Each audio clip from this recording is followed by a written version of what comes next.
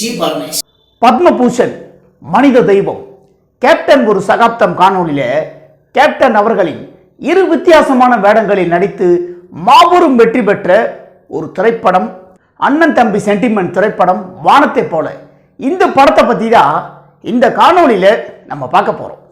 இந்த வானத்தை போல படத்தை பத்தி ஏற்கனவே நம்மளுடைய சேனல்ல ஒரு காணொளி வெளியிட்டிருந்தோம்.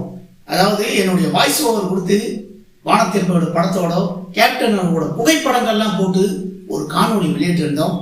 இந்த படம் எப்படிப்பட்ட ஒரு திரைப்படம், ஒரு பிரமாதமான அண்ணன் தம்பி சென்டிமெண்ட் கதைக்களம் கொண்ட ஒரு திரைப்படம்னு அந்த காணொலியிலே சொல்லியிருந்தோம். அதே மாதிரி இந்த திரைப்படம் ஒரு மாபெரும் வெற்றி பெற்ற ஒரு திரைப்படம். இந்த படத்தோட ப்ரொடியூசர் பார்த்தீங்கன்னா ஆஸ்கார் ரவிச்சந்திரன் அவர்கள் தான் இந்த படத்தை ப்ரொடியூஸ் பண்ணியிருப்பாரு. அதே மாதிரி பார்த்தீங்கன்னா அண்ணன் தம்பி சென்டிமெண்ட் கதைகளம் கொண்ட திரைப்படத்திலேயே இந்த படம் ஒரு வித்தியாசமான திரைப்படம் அப்படின்னு தான் சொல்லணும். என்னன்னா இந்த படத்தை ஒரு வித்தியாசமான திரைப்படம் அப்படின்னு சொல்றானே அப்படின்னு இந்த காணொலியை பார்க்குற சில பேருக்கு கேள்வி எழுப்பலாம்.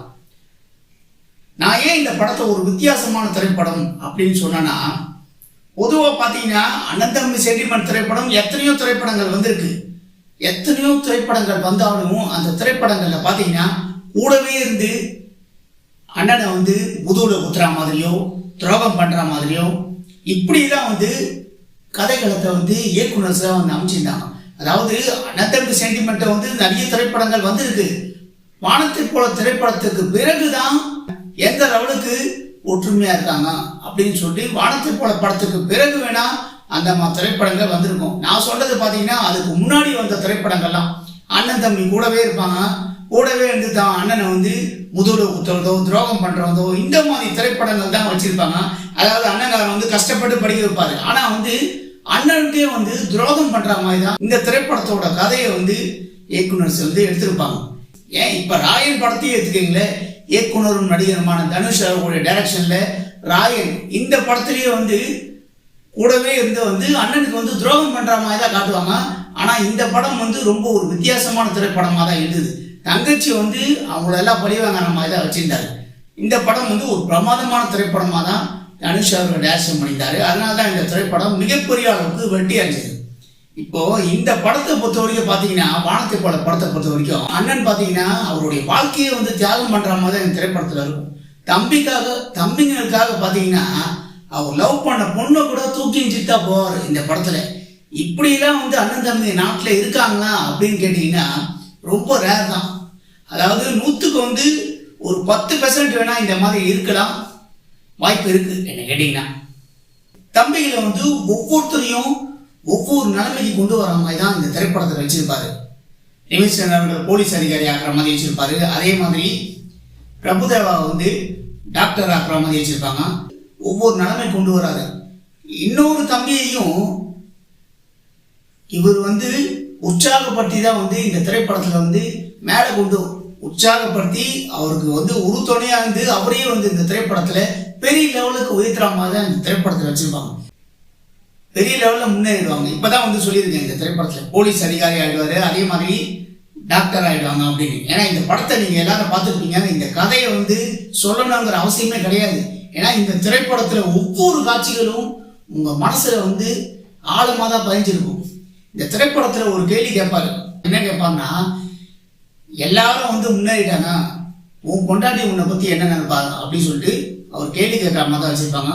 அதுக்கு அவர் தம்பி சொல்லுவாரு, என்ன பண்றது, படிக்காம போயிட்டேன். படிக்கன்னா என்ன இருக்கு, உன்கிட்ட உழைப்பு இருக்கு, உனக்கு என்ன வேணும் சொல்லு, நான் துணையா இருக்கேன் அப்படின்னு சொல்லி அவரையும் இந்த திரைப்படத்துல ஊர்கா கம்பெனி வச்சு பெரிய லெவலுக்கு கொண்டு வர மாதிரி தான் இந்த திரைப்படத்துல வச்சிருப்பாங்க. ஏன் மீனா அவர்களுடைய அப்பா ராஜு அவர்களே இவரை பார்த்து பெருமைப்படுற மாதிரி தான் இந்த திரைப்படத்துல வச்சிருப்பாங்க. இந்த மாதிரி இந்த திரைப்படத்துல ஒவ்வொருத்தரையும் ஒரு நிலைமை கொண்டு வந்துவாரு. ஆனா இந்த படத்தை பார்க்குற ஆடியன்ஸ்ல சில பேர் நினைச்சிருப்பாங்க, இந்த படத்துல எல்லா திரைப்படம் மாதிரி இந்த படத்துல அண்ணங்காரனை எதிர்த்து பேசுற மாதிரி தான் இந்த திரைப்படத்துல துரோகம் பண்ற மாதிரி தான் வச்சிருப்பாங்க அப்படின்னு. எதிர்த்து பேசுற மாதிரி எந்த ஒரு காட்சியும் வச்சிருக்க மாட்டாங்க. அதாவது இந்த படத்தை பொறுத்த வரைக்கும் பாத்தீங்கன்னா தம்பிங்களுக்காக அண்ணன் விட்டு கொடுக்கறதும் அண்ணனுக்காக தம்பி விட்டு கொடுக்கறதும் ஒவ்வொருத்தரும் தன்னுடைய பாசத்தை வெளிப்படுத்தியிருப்பாங்க. இந்த படத்தை ஒரு திரைப்படம் சொல்றதை விட ஒரு காவியம் அப்படின்னு தான் சொல்லணும் என்ன கேட்டீங்கன்னா. இரு வித்தியாசமான வேடங்கள்ல அவர் நடிச்சிருப்பாரு அண்ணன் தம்பி. இரு வித்தியாசமான வேடங்கள்ல அவர் நடிச்சாலும் வெவ்வேறு கதாபாத்திரங்களை நடிக்கிற மாதிரி தான் அவருடைய நடிப்புல ரொம்பவே ஒரு வித்தியாசமான முறையில அவர் நடிச்சிருப்பாரு. இந்த படத்துல நடிச்ச நடிகர்களை இயக்குனர் விக்ரம் அவர்கள் ரொம்பவே எல்லாரையும் சிறப்பான முறையில நடிக்க வச்சிருப்பாரு. அதே மாதிரி அண்ணன் தம்பி சென்டிமெண்ட், அண்ணி, இந்த திரைப்படத்துல எந்த லெவலுக்கு எல்லாம் ஒற்றுமையா இருப்பாங்க, அண்ணன் அண்ணி எல்லாரும் ஒற்றுமையா இருப்பாங்க அப்படிங்கறத இந்த படத்துல காட்டியிருப்பாங்க. அதான் நான் தான் சொன்னேன், என்னதான் இந்த திரைப்படம் இப்படி எடுத்தாலும் இந்த மாதிரி யாராவது இருப்பாங்களா, அண்ணன் அண்ணி எல்லாரும் யாரும் இருப்பாங்க கேட்டீங்கன்னா 100க்கு ஒரு 10% இருக்கிறதுக்கு வாய்ப்பு இருக்கு. என்னுடைய அனுபவத்திலேயே நான் சொல்றேன் என்ன கேட்டீங்கன்னா. அதனால்தான் இந்த வானத்தை போல திரைப்படம் 2000 வருடத்திலேயே மிகப்பெரிய அளவுக்கு கேப்டன் அவர்களோட ரசிகர்கள் மத்தியிலையும் மக்கள் மத்தியிலையும் பேசப்பட்டு மிகப்பெரிய வெற்றியை அடைஞ்சது. 2000 வருடத்துல இந்த படம் ரிலீஸ் ஆச்சு. ஆனா 2026 ஆனதுக்கு அப்புறம் கூட அண்ணன் தம்பி சென்டிமெண்ட்ல எந்த படம் உங்க மனசுல பதிஞ்சிருக்கு அப்படின்னு கேட்டீங்கன்னா கேப்டன் அவர்கள் நடித்த வானத்தை போல திரைப்படம் தான் அப்படின்னு நிறைய பேர் சொல்லுவாங்க. இந்த படத்தை ஆஸ்கார் ரவிச்சந்திரன் அவர்கள் தான் ப்ரொடியூஸ் பண்ணியிருப்பாரு. இசை எஸ்.ஏ. ராஜ்குமார் அவர்கள். இந்த படத்துல இடம்பெற்ற பாடல்கள்லாம் பாத்தீங்கன்னா மிகப்பெரிய அளவுக்கு இப்பவும் வச்சுட்டு தான் இருக்கு. எல்லா பாடல்களுமே இந்த திரைப்படத்துல இட்டு என்ன கேட்டீங்கன்னா எஸ்.ஏ. ராஜ்குமார் அவர்கள் அந்த அளவுக்கு இந்த திரைப்படத்துல பிரமாதமான முறையில இசையமைச்சிருப்பாரு. படத்தோட பேக்ரவுண்ட் மியூசிக்கும் ஒவ்வொரு காட்சிகளையும் சென்டிமெண்ட் காட்சிகள்லாம் உருக வைக்கிற மாதிரி தான் இந்த படத்தோட பேக்ரவுண்ட் மியூசிக்கும் அவர் பண்ணியிருப்பாரு. அதாவது ஒரு திரைப்படம்னா பார்க்கும்போது பாத்தீங்கன்னா இந்த படத்துல இந்த காட்சிகள் வரும்போது எச்சலா இருக்கு, இந்த காட்சிகள் இந்த படத்துல வச்சிருக்கானா அப்படின்னு சொல்லிட்டு நம்ம படத்தை பார்க்குற ஆடியன்ஸுக்கு வெறுப்பா தான் இருக்கும். ஆனா இந்த படத்தை பொறுத்த வரைக்கும் எந்த ஒரு காட்சிகளுமே முகம் சுளிக்கிற மாதிரி இந்த திரைப்படத்துல இருக்கவே இருக்காது. எல்லா காட்சிகளுமே இந்த படத்துல நம்மளை ரசிக்க வைக்கிற மாதிரி தான் அந்த லெவலுக்கு இயக்குனர் விக்ரம் அவர்கள் ஒரு அற்புதமான முறையில அவர் டைரக்ஷன் பண்ணியிருப்பாரு. அதே மாதிரி இந்த வானத்தை போல படத்தை பொறுத்த வரைக்கும் பாத்தீங்கன்னா அண்ணன் சென்டிமெண்ட், லவ் சென்டிமெண்ட் எல்லாமே இந்த திரைப்படத்துல இருக்கும். அதனால்தான் இந்த படம் பாத்தீங்கன்னா 2000 வருடத்திலேயே மிகப்பெரிய அளவுக்கு எல்லா ஆடியன்ஸையும் கவர்ந்து இந்த திரைப்படம் மெகா ஹிட் ஆச்சு. திரையரங்குகள்ல பாத்தீங்கன்னா பழைய திரைப்படங்கள்ல மறுபடியும் அதாவது தேவையில்லாத சில திரைப்படங்கள்ல ரீமாஸ்டர் வெர்ஷன்லயோ இல்ல அப்படியே நிறைய திரைப்படங்கள் தேவையில்லாத திரைப்படங்களை ரீரிலீஸ் பண்ணிட்டு இருக்காங்க சில படங்களை. என்ன கேட்டீங்கன்னா இது என்னுடைய ஒரு தனிப்பட்ட கருத்துன்னு வச்சுக்கோங்க.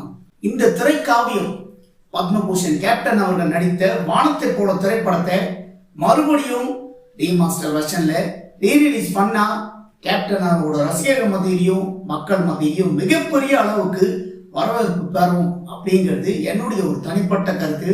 இந்த திரைப்படம் கண்டிப்பா ரீமாஸ்டர் வெர்ஷன்ல ரீரிலீஸ் ஆகணும் அப்படிங்கிற என்னுடைய ஒரு தனிப்பட்ட கருத்தை இந்த காணொளி மூலமா நான் வைத்துக் கொள்கிறேன்.